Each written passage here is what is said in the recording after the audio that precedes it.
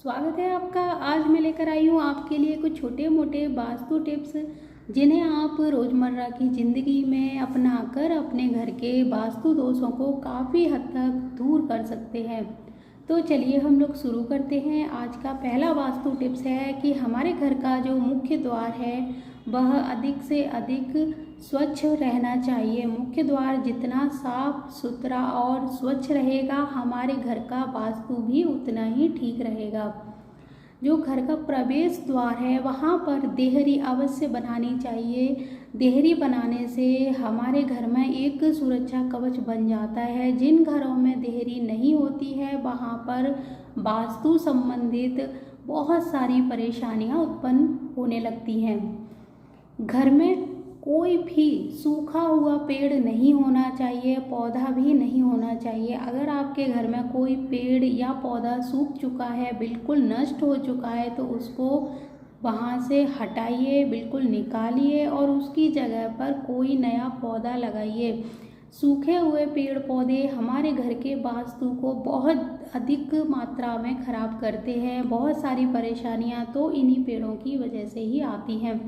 मैंने अक्सर देखा है कि तुलसी का पौधा सूखने के बाद लोग उसको ऐसे ही छोड़ देते हैं, उसको हटाते नहीं हैं, उसको निकाल कर दूसरा पौधा नहीं लगाते हैं, बल्कि दूसरा गमला ले आएंगे, लेकिन उस गमले को ऐसे ही पड़ा रहने देंगे, जो बहुत ही गलत है। आपको उस पौधे को वहाँ से निकालिए, निकाल के आप उसके छोटे छोटे पीस करिए। उस जो सूख चुका है तुलसी का पौधा, उसकी छोटी छोटी लकड़ियाँ निकाल के कट करके आप उसी मिट्टी में मिला दीजिए। और नहीं तो आपके घर के आसपास कोई नदी तालाब है, वहाँ की मिट्टी थोड़ी गीली होती है, वहाँ ज़मीन में दबा दीजिए।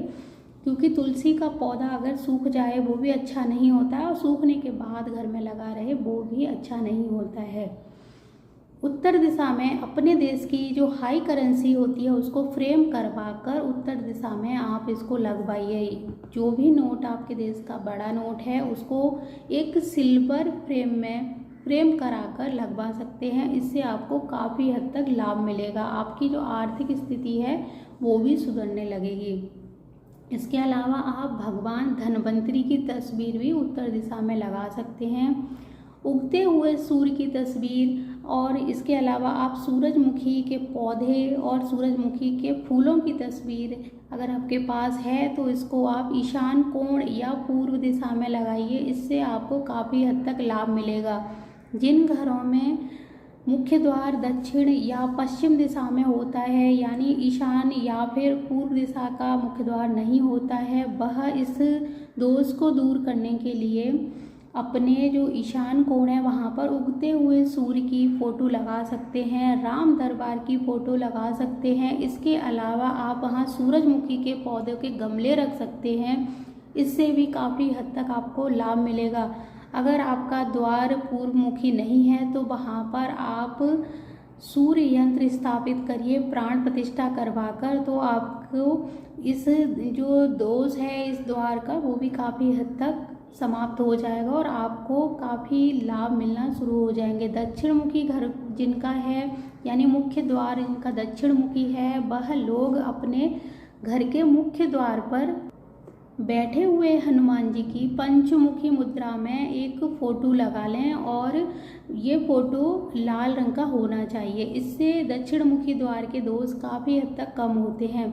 जिनका मुख्य द्वार पश्चिम मुखी है वहाँ पर वो लोग बिल्कुल पश्चिम में है तो शनि यंत्र लगाएं, और अगर वायव्य कोण में है तो वहाँ पर आप चंद्र यंत्र लगा सकते हैं। सबसे ज़्यादा परेशानियाँ आती हैं नैऋत्य कोण से, तो नैऋत्य कोण में जिनका घर का मुख्य द्वार है वह वहाँ पर प्राण प्रतिष्ठित राहु यंत्र लगाएंगे तो उन लोगों को काफ़ी हद तक फ़ायदा होगा। इसके अलावा उड़ते हुए हनुमान जी की तस्वीर को आप अपने घर के अंदर की जो दक्षिण दिशा है वहाँ पर लगाएंगे, जिसमें हनुमान जी एक पहाड़ को ऐसे हाथ पे उठा के उड़ रहे हैं। वो वाला फ़ोटो आप अपने घर के अंदर दक्षिण दिशा में लगाएंगे तो इससे आपके बहुत सारे जो कष्ट हैं परेशानियाँ हैं वो खत्म होने लगेंगी। पश्चिम दिशा में आप भगवान विष्णु के पैर दबाती हुई लक्ष्मी जी का फोटो या चित्र लगा सकते हैं। इससे भी काफ़ी हद तक आपको लाभ मिलेगा। आपके घर का जो मेन रूम ड्राइंग रूम होता है वहाँ पर इस तरह की तस्वीरें लगानी चाहिए। ये नहीं कि आप किसी भी भगवान की तस्वीर किसी भी कमरे में लगा रहे हो।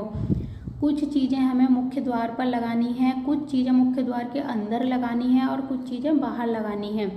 जैसे कि जिनका घर का जो मुख्य द्वार है वो अग्निकोण में है, तब भी आप हनुमान जी की लगा सकते हो। वहाँ पर मारुति यंत्र स्थापित कर सकते हो। इसके अलावा आप हनुमान जी की या गणेश जी की जो भी मूर्ति या चित्र लगाएंगे वो घर के अंदर और बाहर दोनों तरफ लगाना है, तब इस द्वार का जो दोष है वो काफ़ी दूर होता है। इसके अलावा जिन लोगों को बहुत ज़्यादा गुस्सा आता है वह लोग चावल का दान करें और शिव जी की पूजा करें। हर सोमवार को शिवलिंग पर जलाभिषेक करें और चावलों का दान करते हैं। चांदी की कोई चीज़ अपने गले में पहन के रखते हैं, चांदी के गिलास में निरंतर पानी पीते हैं तो उनका गुस्सा काफ़ी हद तक शांत होता है। खीर बनाकर आप गरीब बच्चों को दान कर सकते हैं, खिला सकते हैं, या फिर आप जो खीर है वो जो खाएं तो चांदी के बर्तन में ही खाएंगे, तो इससे भी काफ़ी हद तक हमारा गुस्सा कंट्रोल होता है।